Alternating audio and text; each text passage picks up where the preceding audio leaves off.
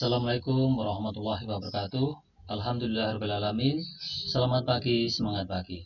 Adik-adik mahasiswa yang saya cintai, di sesi ini saya akan menjelaskan tentang statistik deskriptif. Ingat, pada minggu lalu di slide terakhir saya menjelaskan terkait dengan visualisasi data dalam bentuk grafik. Yang pertama ada bar chart, ada pie chart, ada contour plot, ada scatter plot, histogram, surface plot, time series data, box plot, dan dot plot. Kegunaannya Anda sudah tahu ya. Oke, saya mulai ya. Yang pertama adalah distribusi frekuensi. Ini bentuk pengelompokan data untuk menggambarkan distribusi data. Jadi setiap fenomena atau kejadian atau kita mengamati variabel random tertentu pasti akan membentuk sebuah distribusi data. Nah, distribusi frekuensi ini dapat dinyatakan dalam bentuk tabel distribusi frekuensi atau dalam bentuk histogram atau poligon frekuensi. Kalau histogram ini dalam bentuk gambar, kemudian poligon ini sebenarnya juga gambar, tapi kita melihat frekuensi kumulatif. Nah, prosedur penyusunan tabel distribusi frekuensi seperti yang pernah Anda terima saat SMA maupun SMK.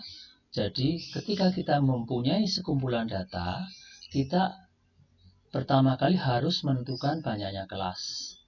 Nah, jumlah kelas ini jangan terlalu besar dan jangan terlalu kecil. Rumus Turgesh ya. Jadi di sini K sama dengan 1 plus 3,322 log N. Jadi ketika kita mempunyai data sebanyak 100, itu kira-kira bisa kita bentuk menjadi 6-8 kelas.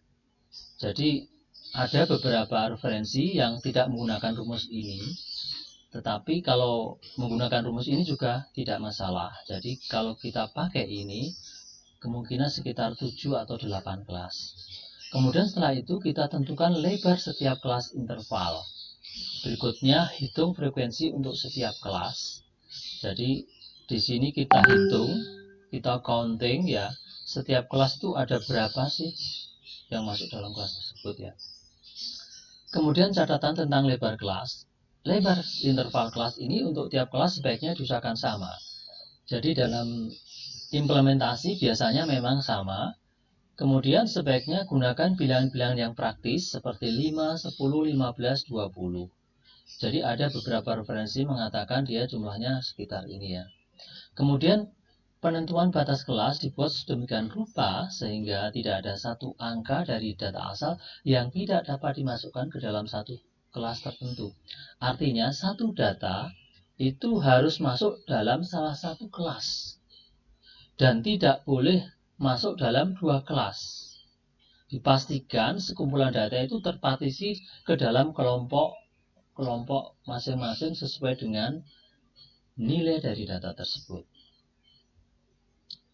Poin berikutnya, tidak terdapat keraguan-raguan dalam memasukkan angka. Nah, ini tadi ya, artinya terpartisi dengan baik satu demi satu. Lanjut, ada beberapa ukuran yang perlu Anda ketahui, yaitu ukuran lokasi. Ini biasanya kita sebut ukuran tendensi sentral.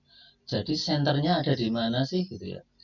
Jadi salah satunya adalah min. Min itu rata-rata. Kemudian median atau nilai tengah setelah kita urutkan. Kemudian mode atau modus, ini adalah nilai yang sering muncul. Kemudian kuartil 1, kuartil 3, desil 10, persentil 75, max min. Nah, ini merupakan ukuran tendensi sentral. Kemudian ada lagi ukuran sebaran. Ini menunjukkan variabilitas sekumpulan data. Jadi variansnya berapa sih, simpangan bakunya berapa sih. Variabilitas ini menggambarkan apa? Sebaran, variasi, variabilitas gitu ya. Kemudian kemiringan. Jadi kemiringan ketika kita membuat sebuah histogram atau distribusi sekumpulan data, pasti nanti akan membentuk pola tertentu. Ketika polanya simetri seperti lonceng, itu artinya berdistribusi normal. Nah, ketika miring, jadi peaknya ada di kiri, itu kita sebut skewness positif atau positif skewness. Artinya di sini ekornya ada di kanan. Di sini nilai kemiringannya adalah positif. Nah, distribusi apa yang menggambarkan skewness positif itu? Nanti akan kita pelajari sendiri. Kemudian keruncingan atau kurtosis ya. Jadi di sini merupakan kelandaian atau keruncingan dari sebuah distribusi. Baik, jadi kelandaian atau keruncingan nanti menggambarkan sebuah distribusi juga. Ya. Saya lanjut. Nah, lebih detailnya, ukuran-ukuran lokasi atau tendensi sentral itu bisa juga Anda lakukan selain ada min, median, modus, sampai max min. Itu ada metode yang kita gunakan berbasis komputasi pakai jackknife ya atau bootstrap. Jadi metode ini sangat sering digunakan bagi para researchers ya. Jadi mereka menggunakan metode jackknife atau bootstrap ini untuk mencari ukuran tendensi sentral. Kapan ini kita gunakan? Ketika sampel itu relatif kecil. Dan banyak lagi nanti poin-poin yang bisa Anda pelajari, nanti akan saya berikan khusus untuk jackknife dan bootstrap. Kemudian ukuran sebaran, di sini banyak ya, jadi yang menggambarkan variabilitas data itu bisa dalam bentuk rentang atau ring, ini nilai maksimum dikurangi nilai minimum, kemudian simpangan kuartil atau simpangan rata-rata mean deviation, atau simpangan baku yang sering Anda gunakan biasanya simpangan baku atau standard deviation, dan variansi atau variance.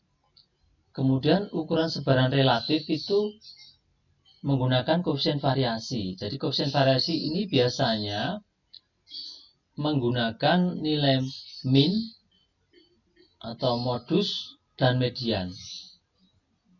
Jadi ini menggambarkan variasi tapi merupakan sebaran relatif. Termasuk koefisien variasi kuartil. Ini jarang kita gunakan sebetulnya ya.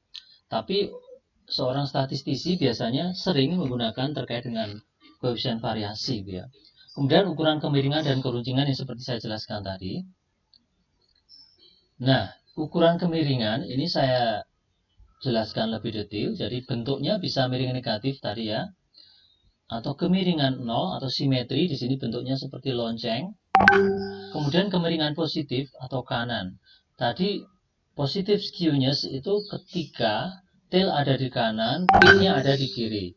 Kalau negatif skewness itu berarti tail ada di kiri, peak-nya ada di kanan. Nah, distribusi apa yang menggambarkan itu? Nanti kita pelajari.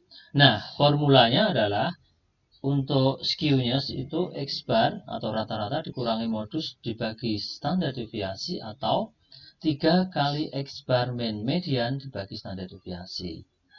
Nah, ini ada interpretasi ya. Ketika skewness atau alpha 3, biasanya ada beberapa buku yang mengatakan ini notasinya ada alpha 3. Ketika kurang dari 0, kemudian simetri itu ketika sama dengan 0, dan kemiringan positif itu ketika skewness-nya lebih dari 0. Baik, nah ini ada beberapa penjelasan terkait dengan kurtosis atau keruncingan. Ukuran ekses dari suatu distribusi, ini gambaran dari kurtosis ya. Kemudian ukuran distorsi terhadap kurva normal. Begitu ya, distorsi itu jadi peak-nya itu ada yang landai, ada medium, ada yang tinggi gitu ya.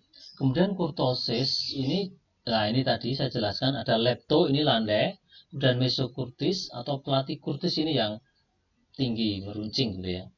Rumusnya alfa 4 ya, seper n dari sigma xi min x bar pangkat 4 dibagi s pangkat 4.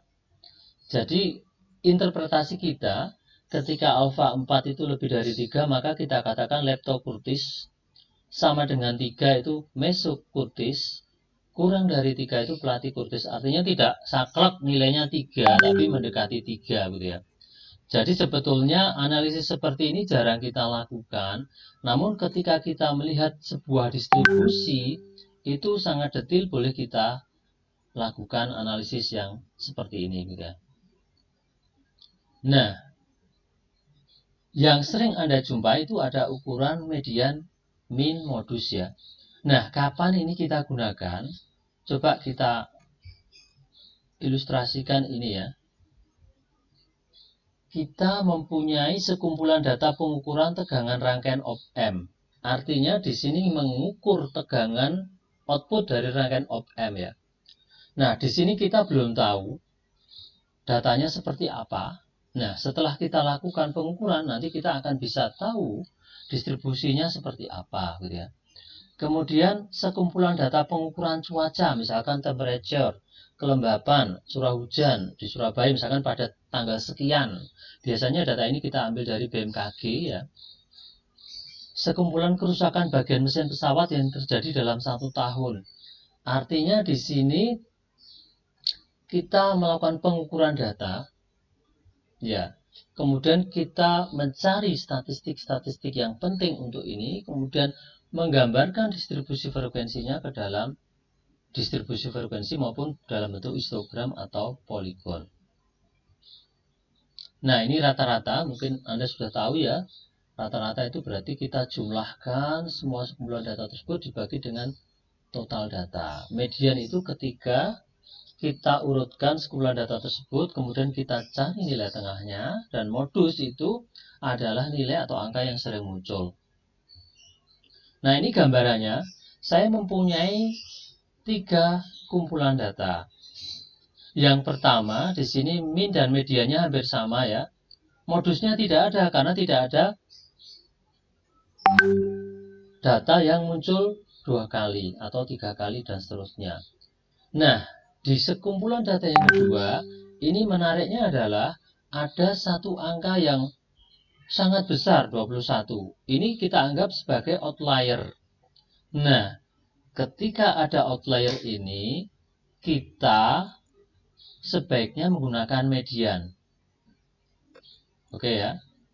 Jadi ketika ada outlier atau variabilitas sangat tinggi, maka lebih aman kita menggunakan median untuk ukuran nilai pusat atau tendensi sentral. Kemudian untuk sekumpulan data ketiga ini ada angka 6 2 kali, berarti di sini modusnya 6. Kemudian min medianya, ini minnya 4, medianya 4,5. Nah, di sini Anda boleh memilih sebetulnya. Makanya kalau datanya cuma 6, ini sebetulnya kurang representatif. Ketika kita mudah untuk mengukur atau mengumpulkan data, alangkah baiknya data itu jumlahnya sangat banyak. Oke, biasanya ada beberapa referensi mengatakan jumlah data adalah 30 gitu ya. Tapi Anda juga bisa mengatakan 10 atau 100. Artinya sebetulnya data lebih banyak itu menggambarkan nilai populasi yang sebenarnya. Baik, saya lanjutkan. Jadi ini gambaran min, jumlahan sekumpulan data yang dibagi dengan jumlah data ya. Ukurannya yang sering digunakan sebagai titik berat atau balance point, terpengaruh dengan nilai ekstrim atau outlier pencilan. Jadi ketika ada satu nilai ekstrim, maka nanti nilai min ini akan bergeser dengan signifikan ya. Ketika ada satu outlier tapi nilainya besar dari yang lain, maka nanti pergeseran dari titik pusat ini akan drastis gitu ya. Berikutnya